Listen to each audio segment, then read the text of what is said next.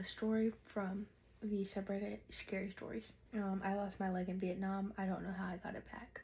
The story has been silenced by the U.S. government for 52 years, but I have now been allotted the privilege of sharing it, provided that I change the names of the people involved, as well as not disclosing any form of government information, such as base names, military rank, etc. In the light of these conditions, for the duration of my story, you may call me John. When I reached the age of 18, I was drafted into the Vietnam War, and I served up until I lost my leg to a Viet Cong cartridge trap. For those unaware, a cartridge trap was a type of trap that used a rifle round placed in a hollow piece of bamboo with either a sharp nail or anything that could be used to act as a firing pin. These types of traps were placed under small leads and were designed to discharge once a soldier stepped on them. A soldier like me. The round pierced through the arch of my foot and through my entire leg and hip. Luckily, the bullet fired into me at an awkward enough angle to where the shot wasn't lethal, but still mangled my leg to the point of where there was no choice but amputation. For most people, this is where the story turns, where it shifts to the state of things back home and to the treatment of the men who served and who returned as a shell of who they once were. This isn't that kind of story.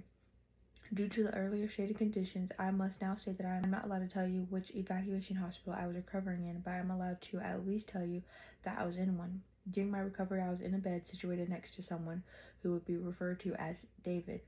And David was in a similar position to me, but for him, it was a different trap, and it took his opposite leg. Now, at this point in the story, I must confess that I do not believe in anything supernatural, but the events that I am about to tell you, which happened on the night before my discharge from the hospital, have no natural explanation. I woke at approximately 0300 on April 30th, 1974, to the sound of what I thought was the chirping of crickets.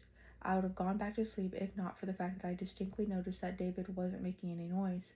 David slept with his mouth open, and his snoring at this point began to act as a form of white noise for me as I slept, so to not hear him drew my attention. When I turned, I saw something that has forever changed me. At the foot of David's bed was a large humanoid figure that was so dark it became visible in the unlit-filled hospital. Its body, if I can even call it that, was made from some sort of amorphous substance, seemed to bend and flow like a living lava lamp.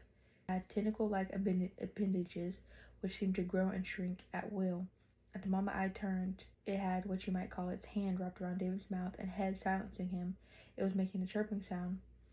I let out a small gasp which turned the creature's attention towards me, and although it had no visible eyes, I knew it was staring at me.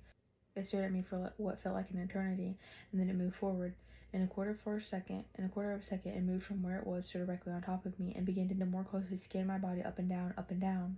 Its head morphing and sloshing, probing me with its tendrils, which are checking a cut of meat. This process continued for about 5 minutes until I had checked out my entire figure, then it did the same to David.